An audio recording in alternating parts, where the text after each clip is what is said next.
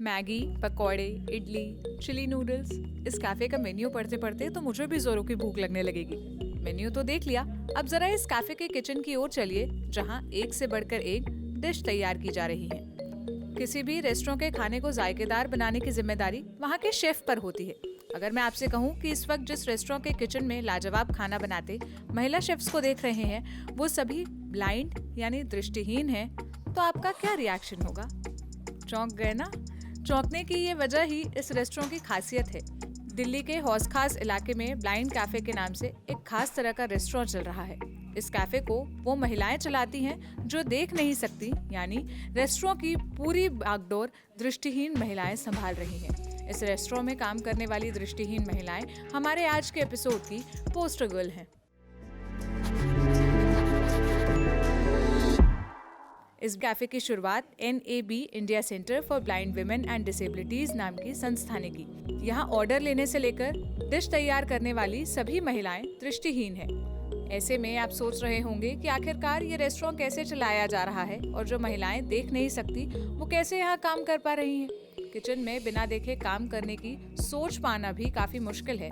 ऐसे में महिलाएं मसाले कैसे पहचानती हैं, खाने की क्वांटिटी कैसे तय करती हैं, खाना पक गया या कच्चा है, इन सब बातों का अंदाजा ये महिलाएं कैसे लगाती है? इन सारे सवालों के जवाब यहाँ दृष्टिहीन महिलाओं को ट्रेनिंग देने वाली महिला माया आपको बताएंगी, जो खुद भी देख नहीं सकती।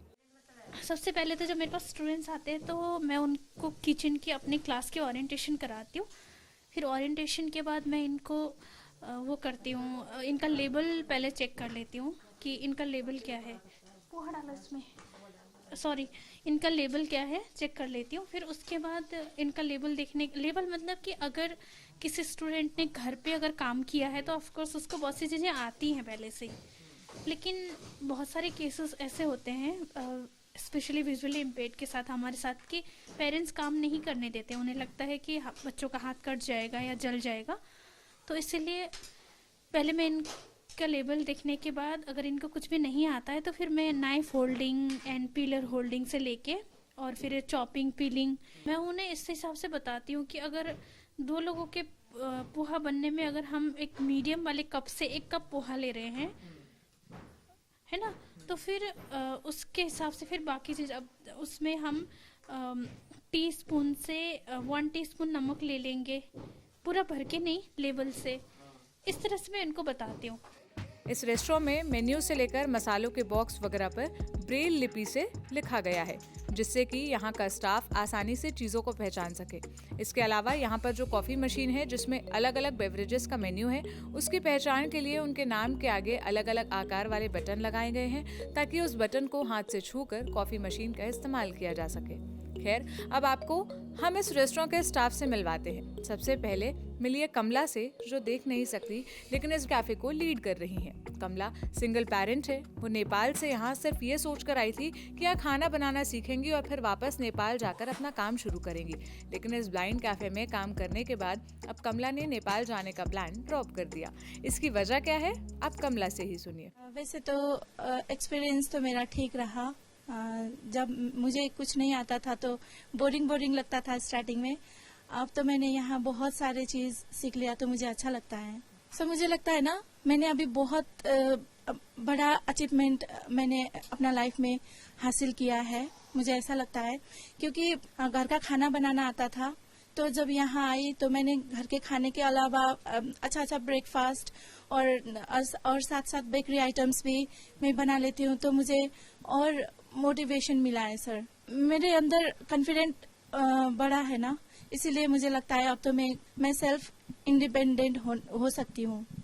कमला की ही तरह रजनी भी इस ब्लाइंड कैफे में काम करके काफी खुश हैं। ब्लाइंड कैफे में काम करने के बाद रजनी के जीवन में क्या बड़े बदलाव हुए हैं, वे बताते हुए रजनी ने अपना फ्यूचर प्लान भी बता दिया। मुझे 2 महीने हुए हैं यहाँ पे आए ट्रेनिंग पर। मुझे काफी अच्छा लग रहा है। मैं अपने पैरों पर खड़ी हो सकती हूँ, मैं अपना खुद का कैफे खोल सकती हूँ। मेरा पहले भी प्लान था, यहाँ आने से पहले भी मम्मी कहती थी आप अपना कैफे खोल लीजिए। मैंने कहा नहीं, अभी नहीं खोलूंगी, तब तक मैं अपनी ट्रेनिंग कंप्लीट कर लेती। कैफे को शुरू करने वाली संस्था की फाउंडर शालिनी खन्ना को नेत्रहीन महिलाओं को मेन स्ट्रीम में लाने का ख्याल कहाँ से आया और अब ऐसी महिलाओं के लिए उनकी संस्था भविष्य के क्या प्लान कर रही है, वो आप उन्हीं से सुनिए। 20 साल से 19 साल से करीबन हमारे पास ब्लाइंड वुमेन ट्रेन होती हैं हर साल करीबन 100-150।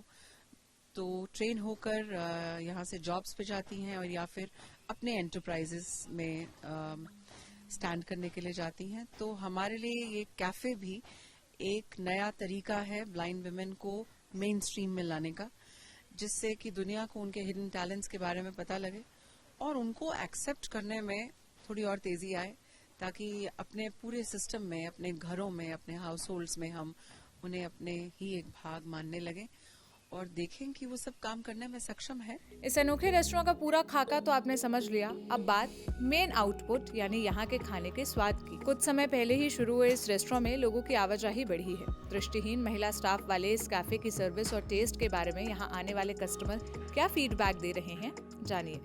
एक अंदर से होता है ना कि क्यूरियोसिटी थी बहुत कि चलो चलकर देखते हैं कि ऐसा क्या है स्पेशल है, क्योंकि काफ़ी सुना था, अलग अलग जगहों पे चर्चाओं में था काफ़ी। तो हम आए अपने फैमिली के साथ देखने के लिए कि कैसा जगह है, क्या है।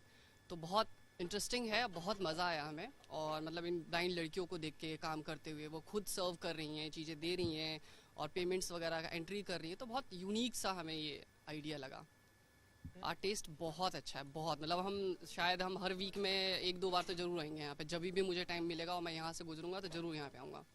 Thank you. खाने के टेस्ट को लेकर भी इस रेस्टोरेंट को अच्छा रिस्पांस मिल रहा है।